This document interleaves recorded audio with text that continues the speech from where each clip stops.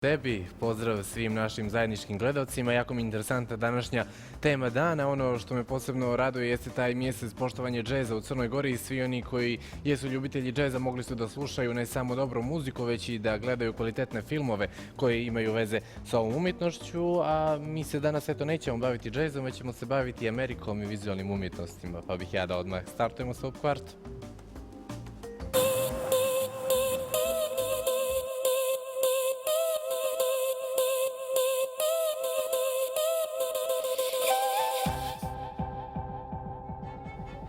Dobar dan svima koji se sad uključujete, uživo se na kanalu Radio Televizije Atlas, pratite Pop Kvart, vaš vodič kroz dnevnu dozu kulture.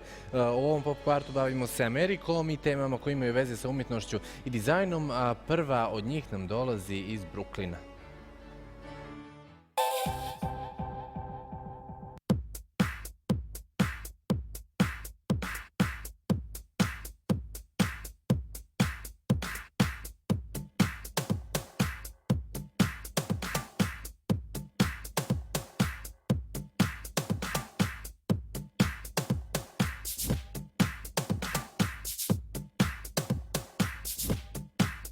Tonight is the museum's Brooklyn Artist Ball, probably the most exciting event we do all year. It's the third year in a row that we've done this in celebration of Brooklyn's great artists and the artistic vibrancy of this community. For me, it's an honor because I'm a Brooklyn-based artist, and this is the Brooklyn Museum. What makes a city is having a great museum. And the fact that we're here now, and there's all the artists that are my friends and contemporaries, and that we're either knowing each other or meeting each other and sharing this time is really fun. It was a unique challenge. Normally I work with a wall, and here I'm creating things that are freestanding. So it was like having to go slightly outside of my comfort zone, but it was for such a good cause. And, you know, I think as an artist, anytime you have to do something different, you definitely grow from it. The intensity of the creative vision and creative energy in Brooklyn has never been higher. And we do as much as we can to make artists in Brooklyn and artists around the world feel that this is their place. And it's built around them, it's programmed around them, and it's been that way for more than 150 years. I start to think about what is the significance of a ball and the people that come to it, and you know, all of the contributions that actually keep the museum open. And the significance for me was that each person sitting at dinner is helping to keep the museum doors open, and they themselves are also opening doors of opportunities for artists.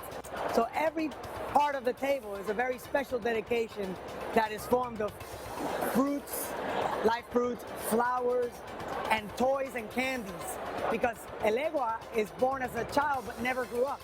He remained a playful child god and a prankster at that.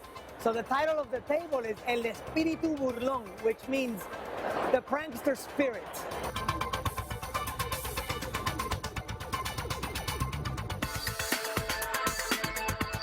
I chose 19 different works from the museum, and I decided to abstract them into different forms that I could then put into marquetry, wood veneer.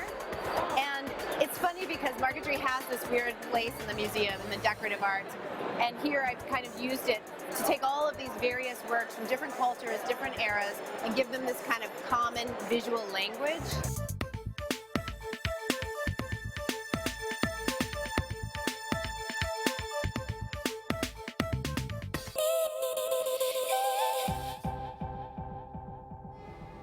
Nakon Brooklyna idemo u drugu krajnost mentaliteta, riječ je o Times Square-u i sada ćete da vidite kakva je interesantna, eksperimentalna, rekao bih, izložba tamo organizovana.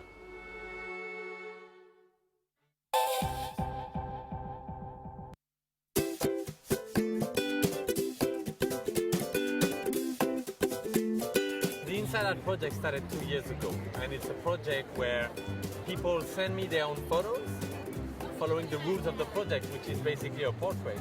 Then I enlarge it pretty big and I send it back to them wherever they are in the world, and for free if they can afford it. Since we started 2 years ago, we've received more than 150,000 portraits, and people pasted in more than 10,000 locations. So I've seen portraits flourishing around the world. We have also this project of the truck, which include the whole system inside, where basically you take a photo and a couple seconds later you have it. The truck have been in Japan, in Israel, Palestine, in many places around the world. And when we started talking about New York and talking with the Times Square Alliance, one of the ideas was to put it right here and let the people of Times Square, the New Yorkers, take over Times Square by having their photos on the ground. This goes from the 22nd of April until the 10th of May. Every single day, folks are going to be out here. You know, all kinds of folks from every slice of life, every part of New York, every part of the world, go in here to the photo booth, get their picture taken, and then it's put out here and they're replaced on a regular basis because, of course, people are going to be walking on them. It's just part of the landscape here.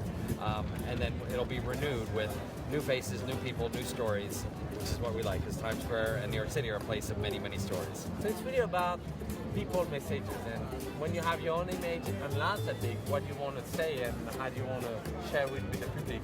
It most definitely drew our attention immediately. We're like, what are they doing over there? And then we found out about it. I really like the project. I think that's awesome. Spreading artwork around, I think it's great. I'm an artist myself, so it's a great idea. The really amazing thing is that here in Times Square it's going to work completely differently, because it really people versus advertising. At night, the screen's going to change by the people's photos and people around the world. So that's another thing that we're doing with the Times Square Alliance. And that's pretty amazing, because to be able, even for a couple of minutes, to shut down the advertising, it's pretty special.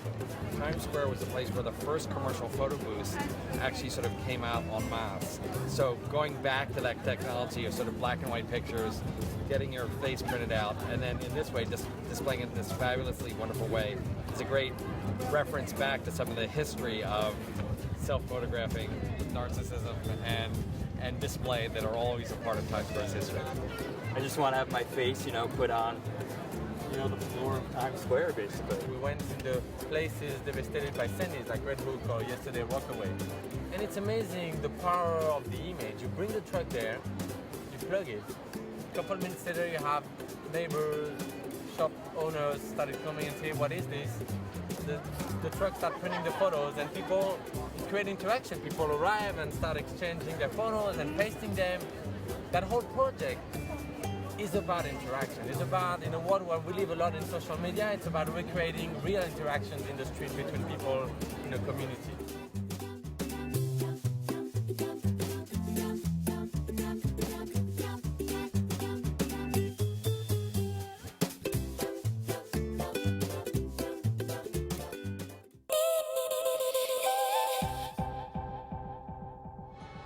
Meni je ostalo da vas podsjetim da je takmičenje novih autora i dalje u toku i da vaše radove treba da šaljete na adresu noviautori@rtvatlas.tv. Podsjetit ću vas da je tema za ovu sedmicu 1. maj. 1. maj koji je prošao neplanirano, s obzirom da 1. maj još se nije desio. Ukoliko pišete sada, naravno, izmišljate svoju priču.